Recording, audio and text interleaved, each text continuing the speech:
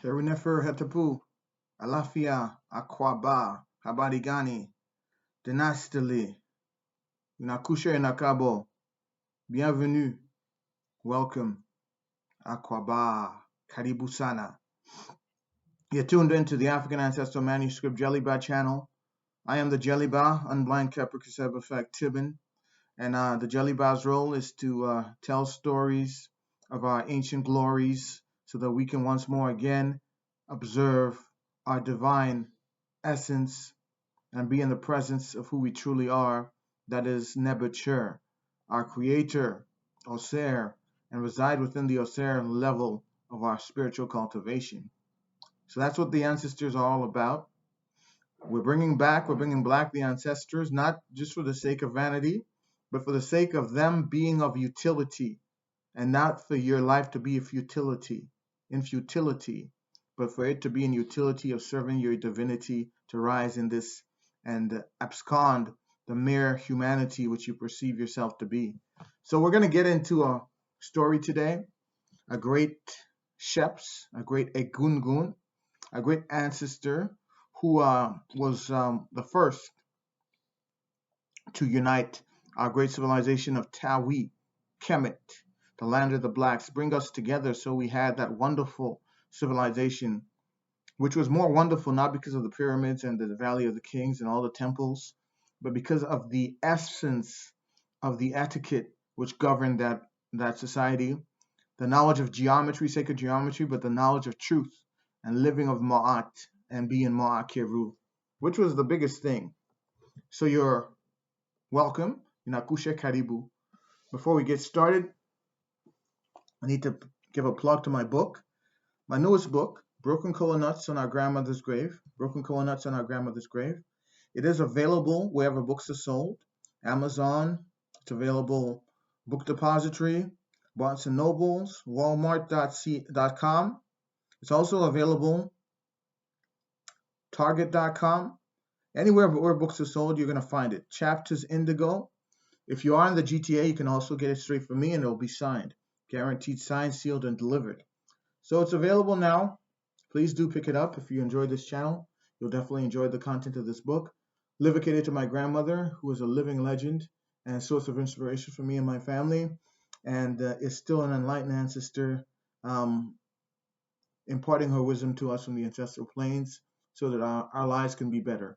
So I shade to her, I shade to her spirit, let it continue to guide us. Pick up this book and you will understand why. Today we're going to be talking about an ancestor. This is my last book.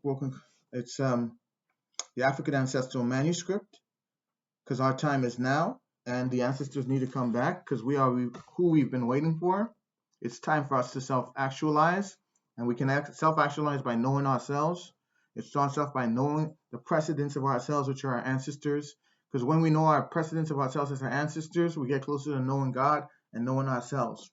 We need to know these stories because these stories are great stories of great glories, wonderful, charismatic, and people who are capable beyond measure, doing wonderful, magical things. Today's story, we're going to talk about Narmer the Menace. You see a strong African feature, so-called Africoid features. Strong black man who united Upper and Lower Tawi, the land of the Uchat, the snake, which is the serpentine energy of Ra. That is the Lower Tawi, or the northern part of Egypt. It goes to the Mediterranean. And, of course, Upper Tawi, which was the source, or the mountain where we came from the mountains to the moon. That was southern Egypt, the land of the vulture that represented, of course, scavenger, because it was would be able to consume dead flesh and reanimate it, and that was something which we had to do consistently in Tawi, because there was lots of threats from the Hyksos, from the Assyrians, from all types of different people who were lusting, taking control of our great civilization. So let's see who Narmer was. Narmer was the first king of the first dynasty of Kemet, ancient Egypt. For those who are not aware, Kemet is the black land, not the terms of the land being coal black, but the people being as dark as possible, because they had to stand in that sun, that burning 45-degree sun, building pyramids. They had to be of African descent.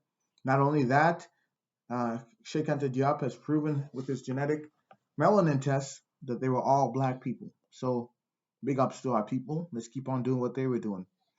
In about 3200 BCE, he was the king of the first dynasty of Kemet, and he started the Golden Era. It was due to his wise ways that Kemet united. Upper Kemet in the south and Lower Kemet in the north had always been separated, and prior to Narmer, they had been ruled by a lineage of kings that we call the Scorpion Kings. Don't believe the movies which they have out there about Scorpion Kings. It wasn't all that dramatic. It wasn't a bunch of savages doing all types of crazy things. Hollywood always has a way to desecrate not European but African ancestors especially, without truth but with fallacies. So let's listen to the verified facts. Narmer knew in order to have a great civilization that the brothers and sisters of Upper and Lower Kemet would have to come together.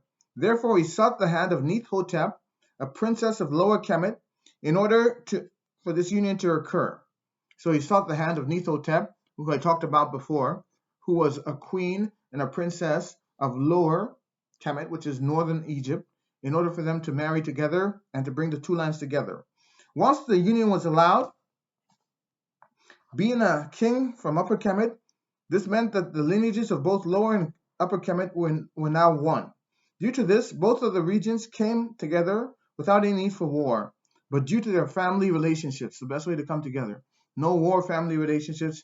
You marry your so-called enemy, you become family, you move together. That's a great way to do things. Narmer, whose secondary name was Menes, went on to be the first ruler of ancient Kemet, setting an example of leadership that was molded by rulers after him. He was a pious man who sought wisdom from the sages and his elders and his wife. They showed themselves to be very family-oriented. That's the family that brought things together. So he was a family-oriented man. We need to be family-oriented. Like in African traditions, we're not individuals, we're families. The unit of society is the family. And it's the family that leads to less mental health issues. Families help resolve difficulties, as they can see in Creole. Family qui ben inoba brook, for brook.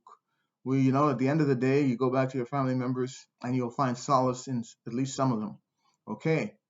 Being the first king to unite the two lands enabled him to be the first king to wear both the white crown of Upper Egypt, looks like the bowling pin, and the red crown of Lower Egypt. Okay, with of course the Uchat, the snake representing the life serpentine energy.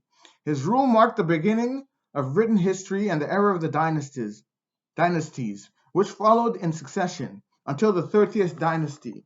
It was during his reign that the Metu Neter hieroglyphs were devised, and Egypt commenced its pyramid building, following the tradition of Nubia. Let's not forget that Nubia and Sudan has more pyramids than Egypt. So it just goes to show you that we came from those regions in Nubia, Uganda, Sudan, and that we moved up. So we built pyramids in those regions first, and the apex of the pyramids were, of course, in Kemet, Giza, wonderful pyramids which I've been to, Step Pyramid of Djoser, built by Imhotep, but those were started by our people in Nubia, that's Sudan and Uganda, mostly Sudan. It was during his reign, like we said, the Metu Neters were devised and Egypt commenced its pyramid building, following the tradition of Nubia. He established an army and a fleet with distinctive banners. After his great divine work had been done, Narmer peacefully transitioned to the ancestral realm, leaving his son Heru-Ah, which means Heru is great, to rule Kemet. His name was left on an ancient Kemetic palette that testified to us of the true greatness of this father of ours, who was also the father of one of the greatest civilizations humanity has ever seen. He was also the father of one of the greatest civilizations humanity has ever seen. Civilization, meaning not buildings and not industrialization, but civil ways of behavior between each other. Holding within our heart and spirit ma'at, so we treat other people divinely, we treat ourselves well as well, and that's the real definition of our ancient civilization. That's why in our ancient civilizations like Mali, Kemet, Ghana, Songhai, there was no need for a police force, because what we did is we cultivated within the children their spiritual characteristics so that they could become trusted. We went through rites of passage like this brother went through, so that once we were empowered, we would do what's right. Let's reflect on that We need to get into our rites of passage, no longer into the wrongs of passage. Get our children into the rites of passage. Get them to be divine, good people, not to be people who are just preoccupied of making a buck. Because if you are, like the Western man is, you're going to go into a spiritual nadir. You're going to be spiritually depleted, and you're going to become mentally ill. So I give thanks to everybody who's listening. Asante sana, modupe. Thank you. Couché dans le pour waiting I don't listen to waiting get for talk. Je vous remercie d'avoir écouté. Je vous souhaite, in the memory and the essence of Narmer, the menace, that you continue unifying your families, your communities, and yourself with your divinity so that you can be a divine ruler of everything within your circumference. First of all, your own physical body. And then, through the right way of living, you can unite those around you who need to be united and bring peace to yourself and others. Dua for Narmer, dua for his essence, dua for his memory. Let us continue trotting the path of divinity and uniting Upper and Lower Tawi every day of our lives. Ashe, Ashe, Ashe. Hetapu, peace and blessings to one and all.